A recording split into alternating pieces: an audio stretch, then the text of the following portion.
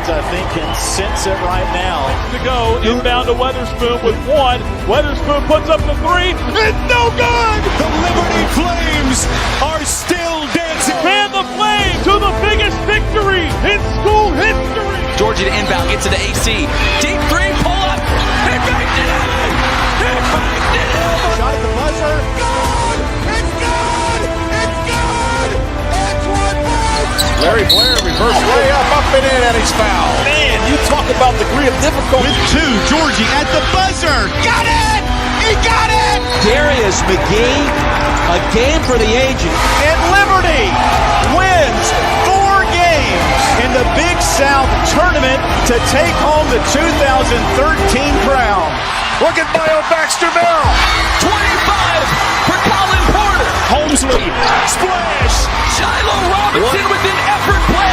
And Liberty keeps on coming. A huge basket by Kyle Rowe. Got it! Pacheco with the 3. Liberty, put your dancing shoes on.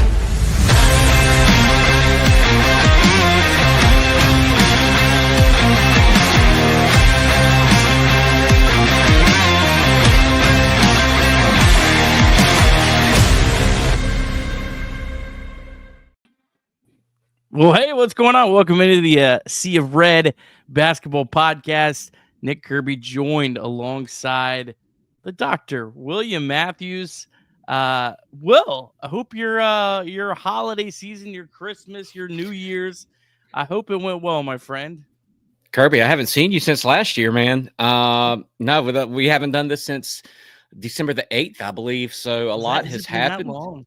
Wow. Yeah, a lot has happened, especially in the landscape of Liberty athletics. Our third string and walk-offs lost a bowl game the other day.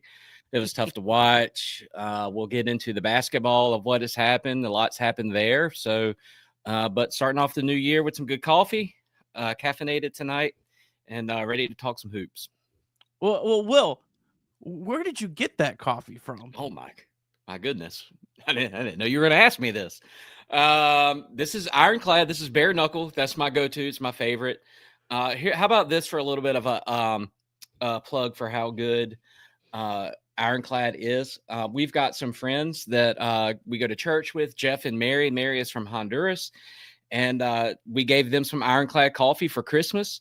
And she actually texted me about 15 minutes ago. No lie. Muchas gracias por el café. Está muy rico. It is very tasty. So Ironclad is making its way through North Carolina down here, and people are enjoying it. It's good. Get you some.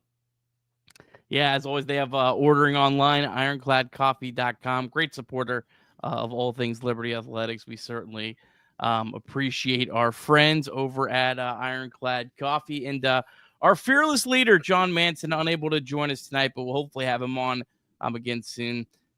Wish we could do this more often. I know it's been a couple weeks, and there's been a lot that's happened in Liberty basketball, so we'll run through all of that. But excited to be back talking Liberty hoops as always. So since we talked, Liberty beat North Carolina A&T, St. Peter's Presbyterian, UT Arlington, one of the most impressive Liberty games in a long time. I mean, absolutely dominated a top 200 team. I thought that one was really, really impressive. But the certainly the most pressing and the most important thing to talk about is first 2 conference games. So let's start off. We'll talk about the Western Kentucky game. I was about 30 seconds away. I had it already typed out. I can't believe they picked this team 5th in the CUSA, and then Western Kentucky immediately went on a crazy run. Man, what a brutal loss to start off. 1-point loss in a game that felt like Liberty dominated for the first of almost probably about, 25, 30 minutes of the game.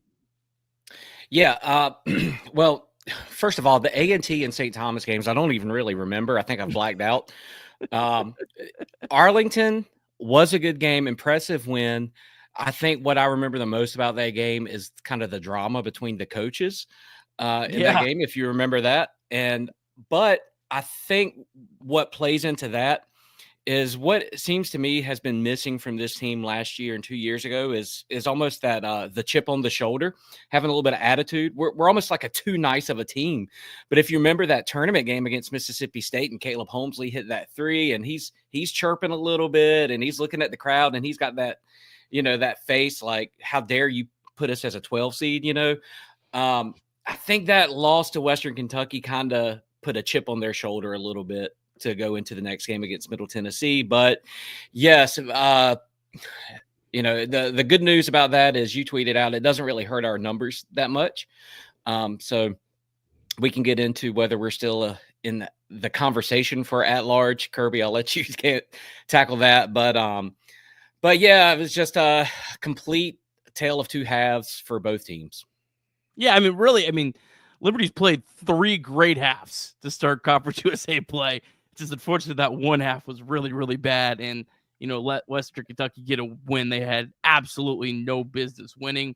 There was definitely some concerning things in that game. I know the big talking point was the guards kind of getting bullied at the end of the game, where Western Kentucky just went one-on-one matchups, back down, some of our smaller players. This is where that was the first time, obviously, when Liberty dominated UT Arlington without Isaiah Enan, who now we know is out for the year, kind of gave me, some confidence. Okay, hey, this team is going to be okay, without Enan, who we had raved about our last podcast about how, hey, man, this guy might be the best player on the team right now, and he still might have been. But I really felt like you missed him, because the one thing that when you had Enan and Cleveland and Aquino all on the floor together, there was like so much more protection behind the guard. So like, even if they get beat, you had so much better help defense. And I feel like he's a big piece missing.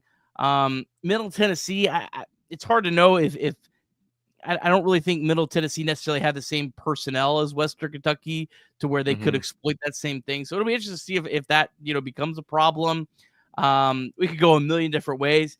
Talon Peter looks great though, and he's a little bit bigger. So there might be times where McKay does have to, pick and choose between Porter and Matheny, which one he wants on the floor, which is a really tough decision, to be honest, if you have to pull one of them off the floor, because you see Matheny, he can hit just about any big shot in the world at the end of a game. It's hard to have him not in there, but Colin Porter is so calm under pressure and can create shots for everyone else. So it's kind of a really, tough call there, but that's something we'll get into, certainly a little bit more. But yeah, just the bounce back against Middle Tennessee, and then subsequently seeing some of the other scores around Conference USA really took me from at the end of the night on Thursday to now. I'm still feeling really just about the same as this team, as I felt about this team, 3 days ago. Yeah, some blowouts the other night. I felt like with the Western Kentucky game, there was a lot of just kind of sloppiness that kind of led to that second half downfall. It was almost as if, hey, we got a big lead here. It seemed like some kind of like careless drives and turnovers and things like that, and just kind of sloppy. And for a second there, that second half against Middle Tennessee, I thought for just a second, like, oh, is this about to be the same thing? Is this going to be some kind of theme? But I felt like they really, they just kind of dug in.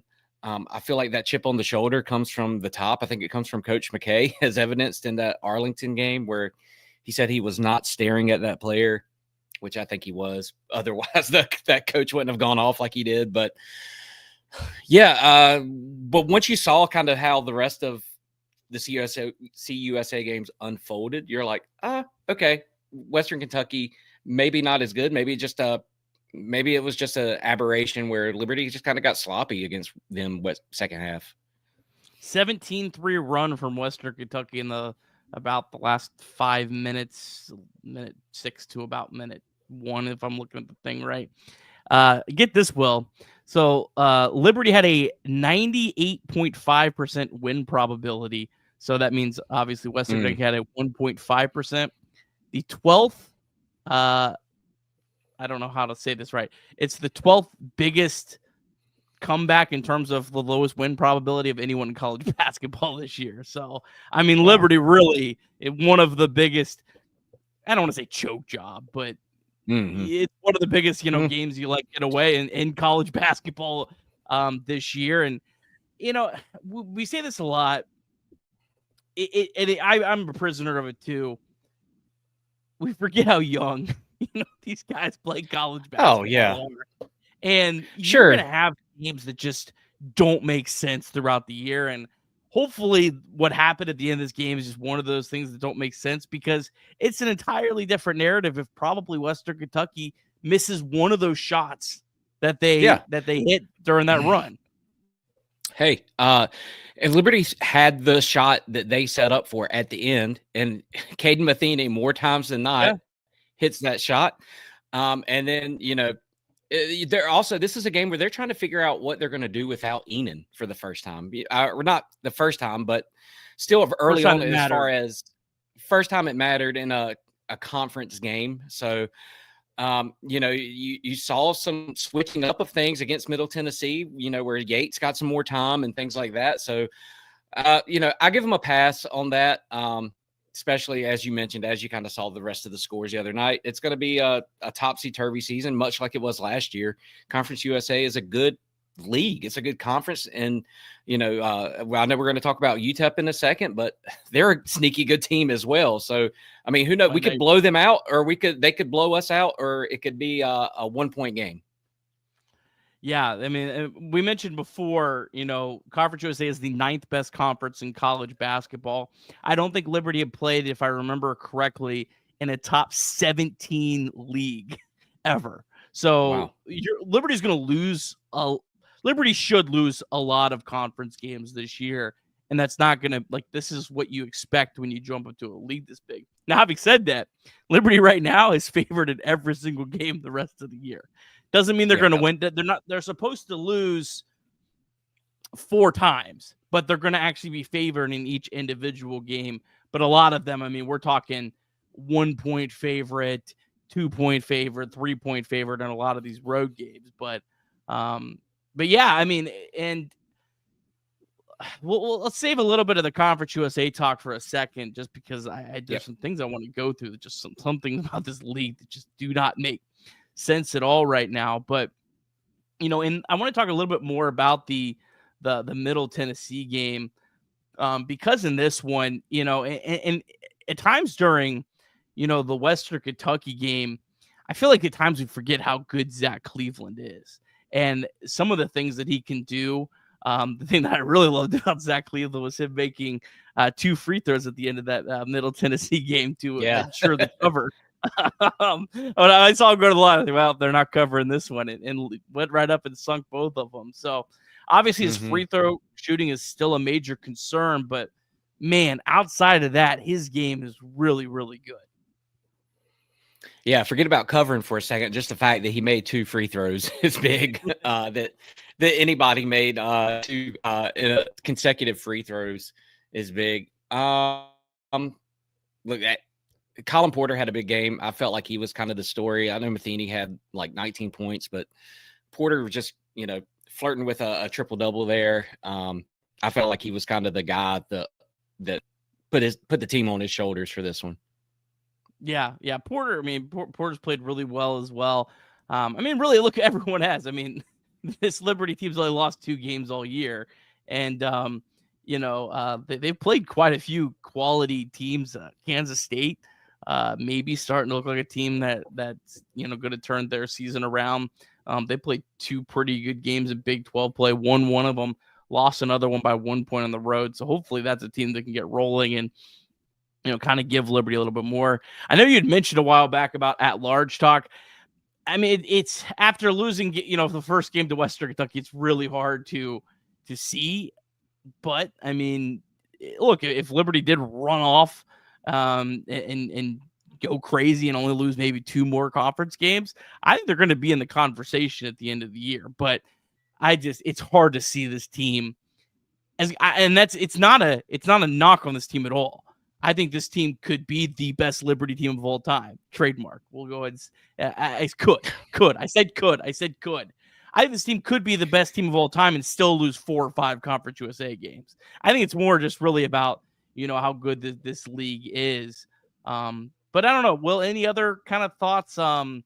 on the games we saw before we kind of talk a little bit more about, Conference USA and what's coming up there? Yeah, I think universally that 2020 team is regarded as the best team in school history.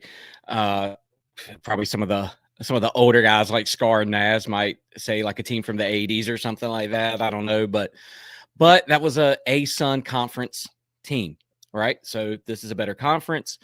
Another thing to note, Western Kentucky loss was, you talked about how young they are.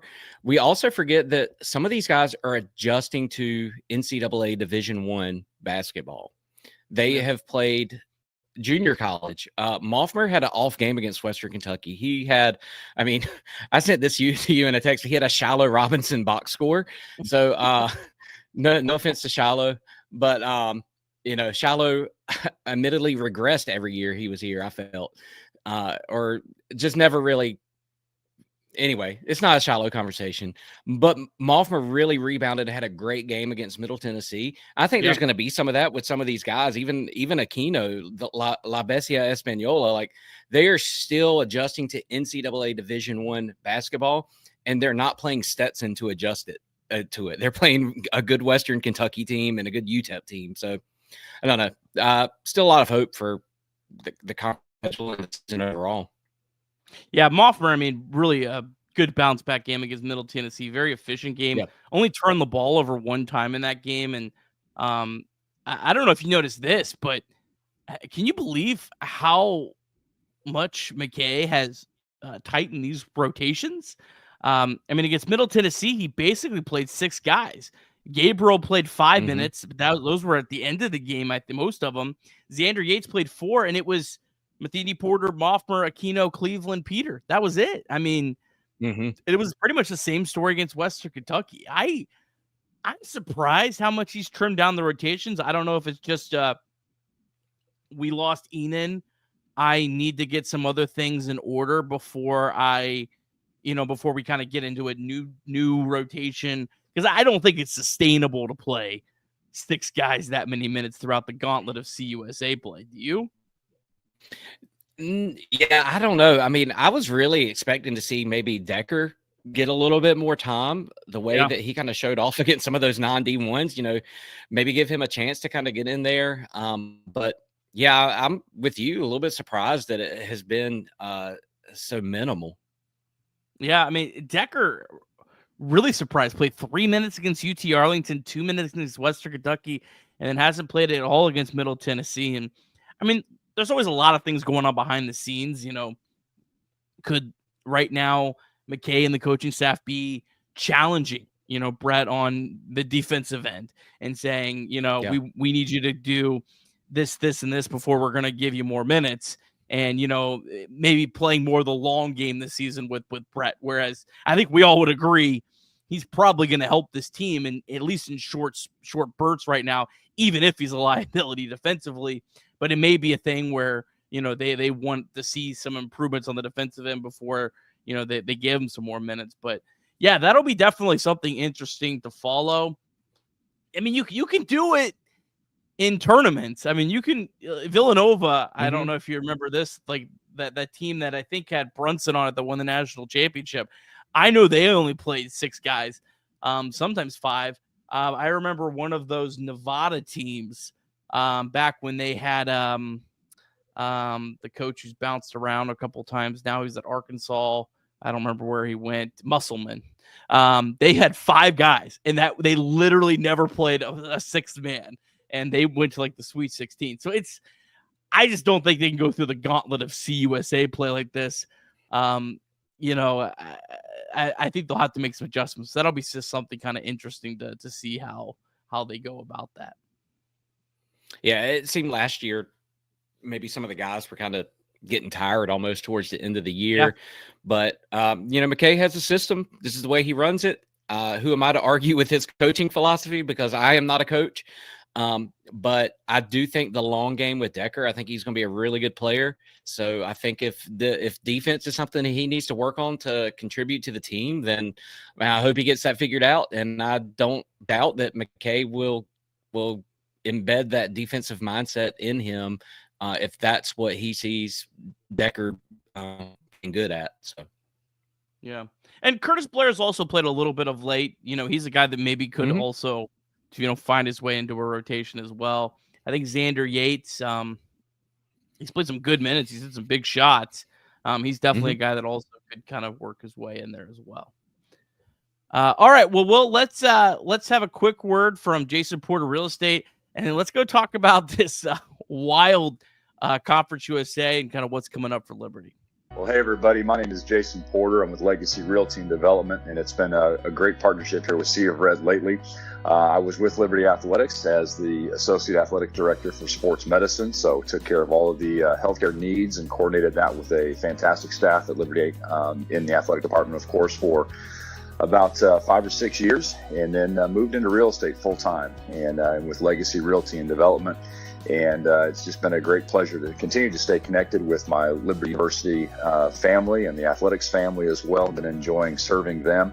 A lot of the graduate assistants and some of the staff that I hired has come back now and has been using me for residential services, which I really appreciate. But certainly do residential real estate as far as buying and selling of homes, of course. And then also we have a strong commercial presence as well. So commercial real estate, obviously a very, very different animal than is residential.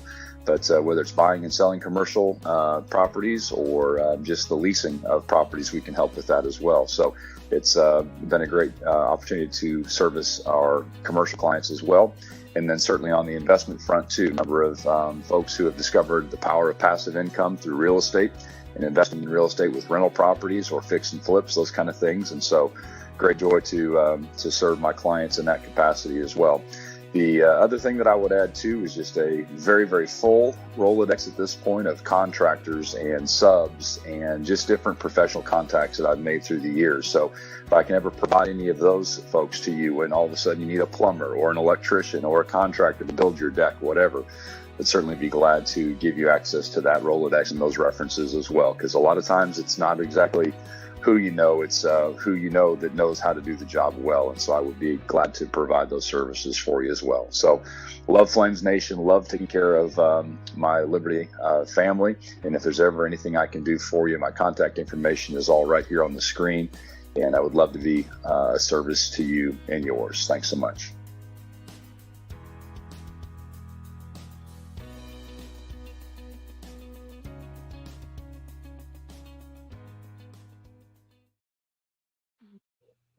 All right, well, before we move on, we got a very important pressing questions from our good friend, Richie Longshot. Richie, I hope you're doing great. I hope you're doing well, my friend. I haven't talked to you in too long, so I need to talk to you, my guy. Great question. What Liberty basketball jersey should I wear when I'm in Vegas for March Madness first 2 rounds? So I don't know how he's asking this question. If he's asking this as like a all-time, like, I feel like it kind of has to be Caleb Holmesley just because, NCAA tournament, the performance for the ages. I have a feeling I know who you're going to go if it's all time. Well, yeah, I mean, Larry Blair. I mean, that's not obvious answer. I thought I looked at this as what color basketball jersey. I mean, we just wore a gray jersey. There's like 3 different ways you can do this question. Yeah. I mean, this is going to be light blue, cream, light blue. Maybe I think all the folks on Liberty Facebook would love the light blue color. So I love the old school, the light cream ones. Those are those are nice. those look sharp. So you would obviously go legend Larry Blair. Give me a more obscure one. I kind of would love to do like a Matt Hildebrand, circa 1994, had the big game against North Carolina. I think that would be fun. Obviously, Joel Vanderpool, jersey would be great. I was trying to think if we've ever had any players from Vegas, but to my knowledge, I don't know that we have, or I can't think of any. We're allowed to recruit in Nevada. Man, how about this one? Every time when we were in school and every time I would go to the post office, I don't know if you remember who worked in the post office, Glenn Turner, the mailman, who was a bench piece on the tournament team that went to against St. Joe's. Okay. I'll go with the mailman Glenn Turner. I think he was like from Australia or something like that. All right. What if it's current player? What if he's asking current player? Ah, man, I'm a big Aquino fan. I think Aquino plays with a lot of passion, and I'm going with Aquino. I could see long shots though pulling off really well, especially if he has no sleeves on. He's just full sleeveless jersey around Vegas. A Matheny, like I feel like that would play well. Yeah, maybe so. Maybe a Gabe McKay jersey would probably get some looks. I don't know. Ellie McKay might like that. There you go. All right. Well, we're off the rails now. Let's talk Conference USA. How about La Tech and Sam Houston State? 0-2. Next two opponents are in last place. Who would have thought? Yeah, what a wild start to conference play for sure. UTEP, they start 2-0, so shout out to them, my nemesis, because I made fun of Liberty being with UTEP. Impressive start for UTEP. They beat La Tech and Sam Houston State. Both games were at home. I personally would love for La Tech or for UTEP to win on Saturday because they only play one game next weekend. They play New Mexico State at home, so have 3 in a row at home.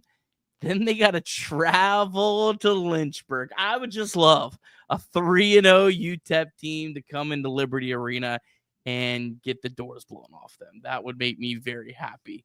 But La Tech, this is stunning to me. They lose by 10 points at UTEP, and maybe the most shocking result I can ever remember in college basketball.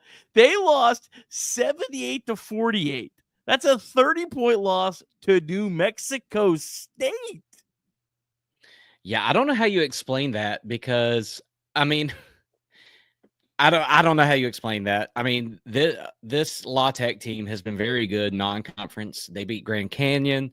They barely lost to number 16 Memphis. They had some good wins. They lost by 10. They lost by 10. Yeah. But that game was close. That was like it got to 10 at the end of the game. Yeah. So yeah, I mean, you kind of look at La Tech and that roster, and you're like, that's a top 2 or 3 team in the conference, and then this kind of start and the blowout loss to, of all teams, New Mexico State. I don't know how you explain that. Bacho only played 16 minutes in the game. I didn't get to watch this game, so I don't know if he was in foul trouble. I don't know if he got hurt or what. Yeah, but obviously he's an incredible weapon for them. I don't know if it was just such a blowout. I mean, that they just pulled him. I mean, that also might be what happened. I don't know. But truly a stunning result. I'm very glad that Liberty does not play La Tech next. They play Sam Houston first. We'll talk about them in a second. La Tech plays at home against FIU on Thursday before they host Liberty next Saturday, which I'm thrilled about because I hope they have a get-right game against FIU. Because I think about the last thing I'd want is a 0-3 La Tech team that you got to play on the road. Because I think I still think they're probably the second best team in this conference. I just have to think they had a bad weekend. I actually know I did see, well, something I love. I saw shot quality at one point when they were down like 25 points. Shot quality said the score should be tied. So it might have been one of those games that just no shots were falling. Everything was falling for New Mexico State, and it just got out of control. But I'll be fascinated to see if they bounce back against FIU, and if they bounce back, how much. But to FIU's credit, they went out and beat Western Kentucky on Saturday by 19 points, which was stunning in itself. Yeah, it's so early too. I don't know what to make of this. La Tech is too good to just keep losing these games like this. I think they will get right. I'm with you. Like, you don't want them 0-3, on their court. FIU, I don't know, man. Like they were like, we came in saying like that's the bottom, and like they had a good win. So who knows? What was that team, Kirby, that had like lost every single game and then opened the conference game up? They were like 0-15. Do you know what I'm talking about? I'll go. It was not. I can't even remember. I think it was. Yeah. Was it our Delta Devils? No. I'll Google it while you talk. Okay. All right. So Liberty next has Sam Houston State. This was a team that I don't remember where they were picked, but they were picked pretty high. They won Conference USA last year, right? Am I imagining that? Yeah, they won. Right, they won the conference last year. They were third in the preseason Ken Palm rankings. I do know that. Liberty's going to face them on the road 0-2. I don't love playing an 0-2 team that I think is still pretty talented. Having said that, Sam Houston is a terrible defensive team. I don't know if you've looked through any of the numbers of them. Every time they have played a bad team, every time they've played a good team this year, they have given up 1 billion points. So they played Nevada and they gave up 91. They played Baylor, they gave up 104. They gave up Indiana 97. Pitt, they gave up 110. And that's all the teams that are anywhere close to the top 100. So Liberty, as we know, is one of the most elite offensive teams in the country. So I mean, this Liberty team, who right now is 5th in the country in effective field goal percentage, should have a field day against Sam Houston State. Yeah, you hope so. I mean, with the way, I mean, I don't know if you've got any numbers on. Yeah, you do. Like just the way our defense has been playing, and just the shooters that we have, the presence that we have inside. I feel like every team in Conference USA does themselves a disservice if they look at in game plan Liberty's team like they did last year. I feel like it's such a different team that I feel like we're just in good shape for every conference opponent, more so than we were last year. Yeah, we got a good question from Zach Cheers. Defensive rating, Liberty ranked 40th. This is crazy to me, and it was honestly the biggest problem was the defense against Western Kentucky. But I mean, clearly the numbers show a pretty incredible story so far this year. Yes, when's Liberty had a better defensive rating? The answer is never. Never. This is the best. 2023, they were 51st. The 2020 team, the team that got screwed because of COVID, was 69th. And then the team that won the NCAA tournament game was 87th. So, I mean, that's quite a leap. I mean, this has been an elite defensive team, which Liberty had not been the last couple. Liberty was 180th last year, and they're up to 40th. So really a remarkable turnaround. I think Aquino has a big part of that. I think Enan had a big part of that. So I probably think this probably isn't the 40th best defensive team right now without Enan, if I'm being fair. But I still think this is a good defensive team. And it'll be if the defense plays well, I don't know. Maybe I should be more worried about Sam Houston, but I think they'll do fine. Yes, that is my analysis. You are correct. Just looking up and down through this defensive rating, it's some pretty decent, numbers conference wide.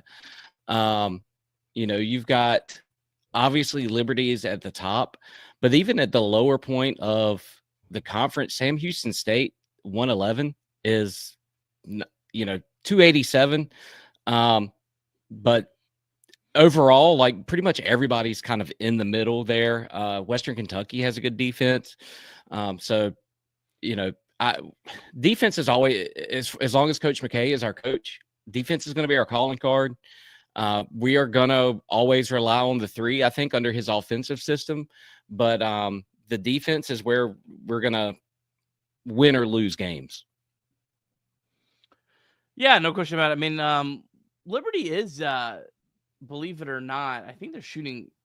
So I have this like zoomed in to fill the thing. So I'm kind of having a hard. I think Liberty's down quite a bit in terms of 3-pointers attempted this year.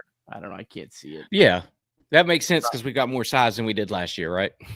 Yeah, no, absolutely. It definitely does make more sense. Where we at? Liberty is I had it. Points coming from 3-pointers. Now we're still pretty high. We're 13th in the country. And the amount of percentage of our points, 13th. Last year we were 18th, so yeah, I was completely off on that. But yeah, one thing that's interesting, you look at these Conference USA standings. Well, I feel like the Liberty fan base doesn't believe it, but this Liberty team is still quite a significant gap according to the rankings above everyone else. I mean, Liberty's 67th. The next best is Western Kentucky at 122nd. The most jarring thing is if you look at the projected standings, Liberty's projected to lose 5 conference games. The next best is 8. So Liberty is essentially projected to be 3 games better than anyone else in this conference. That feels like a stretch to me. And I also don't really know how much it matters, as we kind of alluded to earlier. But the Ken Pom is around for a reason. There's a reason people pay for this site. There's a reason, Vegas uses pretty much the Ken Pom numbers for their lines. So I don't know. I mean, the numbers certainly say this Liberty team is far and away the best team. I think we'll get a pretty good feeling over the next couple.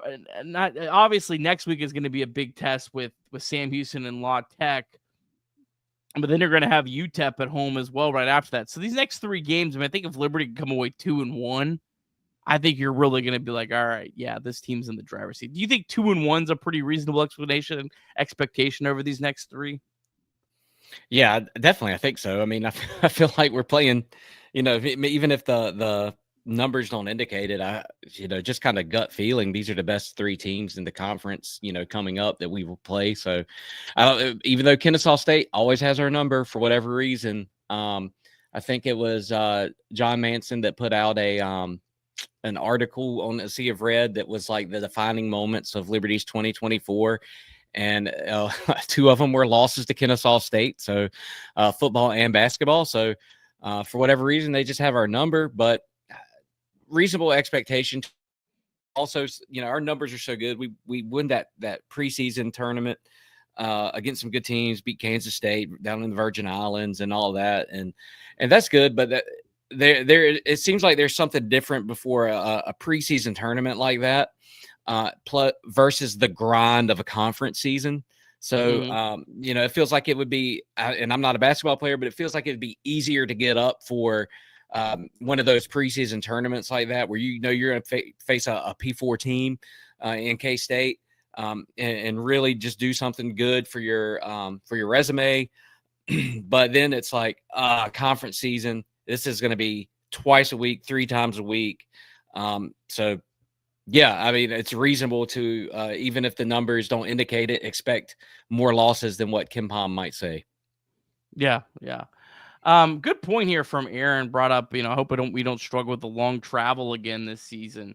I mean, yeah, I think that was definitely a contributor to why Liberty struggled so much on the road. I mean, it felt like last year, it was a completely different team in conference play on the road than versus home. It wasn't even remarkably close. You hope that the I mean, there's a lot of returning players, so they kind of now have a better understanding and expectation of what this is like. Obviously, the coaching staff, I don't think they've had it. I don't even know if Richie McKay. I mean, I know Richie McKay coached in the Mountain West, where you had quite a significant travel, but I mean, Virginia to New Mexico. I mean, there's not many teams in college basketball that have to make that kind of trip in conference play. So that's quite a long trip. But yeah, I mean, that's definitely. I mean, you kind of have to look So Liberty has 4 road trips. One of them is a 3-game trip. Now, the 3-game trip is FIU, Kennesaw, and Jacksonville. So at least that's kind of more Not bad, yeah. regional. But, I mean, realistically, if you split all of those and you take care of business at home or maybe only lose 1 game at home, you're still going to come out with a really good conference record, I think. Because I don't think there's any other teams in this conference that are going to are going to run away with it. I don't think I don't think UTEP is going to, go 16-2 or anything like that. Mm-hmm. Yeah, or FIU. Well, maybe FIU, but going 2-16. Yeah, I don't know. It feels kind of like there's going to be like a log jam, and even the team at the team or teams at the top aren't going to be that far ahead, and then it won't really matter until the very end of the season, and we're kind of figuring out who's going to be seated where, and even then that's neutral site, so who knows. Yeah, outside of what is it? Is it the bottom 4 that have to play an extra game, or is it the bottom 2? I don't remember. But I mean, outside of Liberty's clearly, I don't think gonna have to worry about that. Right. But I mean, it really there's no advantage whatsoever in terms of being the 1 seed or the 6 seed. Mm-hmm. They give you that extra day off, so the 1 and 2 play on Wednesday, and then the 3 and 4 play on Thursday, and then the 1 and 2 get a day off. I honestly don't know if that's helpful. I think a lot of times you get in these tournaments, you kind of want to get in the routine of playing every day. I think it almost kind of can mess them up in some ways. So I really, there's not much of an advantage for Liberty. What really is important right now is keeping their stay healthy, be ready for that conference tournament, because overall the NCAA tournament is going to come down to the conference tournament unless something crazy happens. 99% likely Liberty making the NCAA tournament is going to come down to winning Conference USA. Now, having said that, I still think playing in the NIT is a good thing if you lose. But there's no auto bids to the NIT. So being the number 1 seed does you no good. So really it's all about maintaining the computer numbers that give you worthy of a NIT at large, which Liberty has been an NIT at large. So that's clearly possible. Liberty was an NIT at large in a lesser conference. I mean, while it's okay if Liberty loses some games and has 5-6 losses in conference play, you don't want to lose too many and then not be an NIT at large eligible, because then you lose that as even a possibility. And I like having that as a fallback for sure. Yeah, and I don't foresee the coaching staff wanting to play any other secondary tournaments at this rate, unless they want to. Is this Matheny's last year? Mm-hmm. Unless they want to give like Matheny a run or something like that, or Aquino. I think we've only got 1 year of him. So unless they want to do something like that, I just don't see them wanting to be in the College Insider Tournament or CBI or anything like that. Aquino's only a junior, my friend. Okay, Aquino's I'm sorry. Only a junior, and Moffmer's a senior. We only have 1 year of Moffmer. Moffmer's a senior, but I didn't get to catch up on this. Wasn't there some JUCO thing where they might be able to get an extra JUCO eligibility changed? I think that was my understanding that it was for 1 player. Now that might turn into a precedent for getting some other JUCOs, but my understanding, if I read it correctly, it's really just applies to Diego Pavia in football. Okay, so this may not have anything to do with Aquino. I haven't had a chance to really. That may change. I mean, that may set a precedent where they say, okay, everybody JUCO gets an extra year and everything. But okay, I don't know. Well, we know Aquino has an extra year now. Granted, whether or not Akito has an extra year or not, you're going to have to back up the NIL truck for Mr. Aquino if you want him to come back next year. Because I really think as this year goes on, he's going to become a more and more coveted player. And I'm not talking, schools like Grand Canyon trying to talk him away. I'm talking schools like Alabama trying to scoop him away. So yeah, I mean, he still has the eligibility. Moffmer, unless that rule, he's a senior. Matheny's a senior, but everyone else, Taylor Peters a senior. Okay. So I mean, guys like Taylor so many Peters, new pieces, it's hard to remember. But yeah, I mean, but Matheny, Peter, and Moffmer, I mean, that's 3 seniors, and Gabriel McKay, which maybe is the most important of those in terms of would you want to play this tournament, because that's his last. That's true.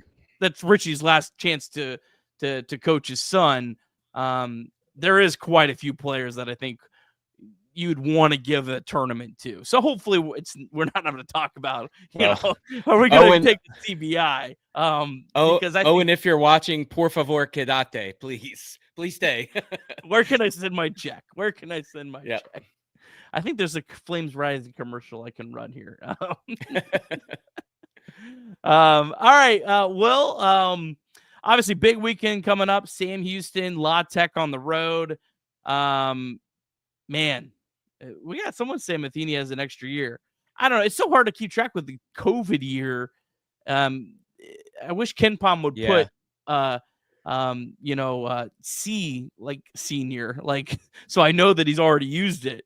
I guess not. So I guess that maybe Matheny does have an extra year. I don't know. Who knows? I need a spreadsheet or something. Like, it's hard to keep track of. But who's I'm not even sure it really matters, because Liberty's such a rare exception of a team that actually kept their players. But like you look at some of these Conference USA rosters, I'm like, I watched all these games last year, and none of these players were on the team last year. I mean, it's complete roster turnover. So, but yeah, that'll be interesting. But yeah, Will, any final thoughts?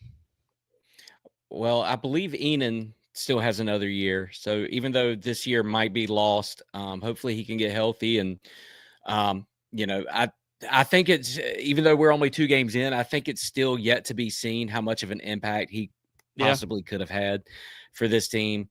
He's such a great player, so much fun to watch. Kirby, a question for you.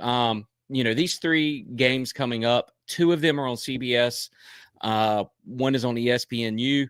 Of course, ESPNU is at Louisiana Tech, so we don't have our guys on that call. But what do you prefer? I mean, I love these CBS games.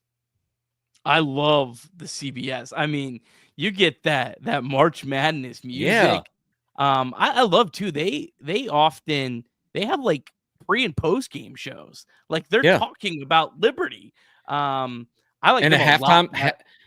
That halftime panel, you got John Rothstein up there, and they're like, they're not going to mention Liberty a whole lot, but they're going to talk about it a little bit before they go on to the top 25 scores and things like that. But I like it.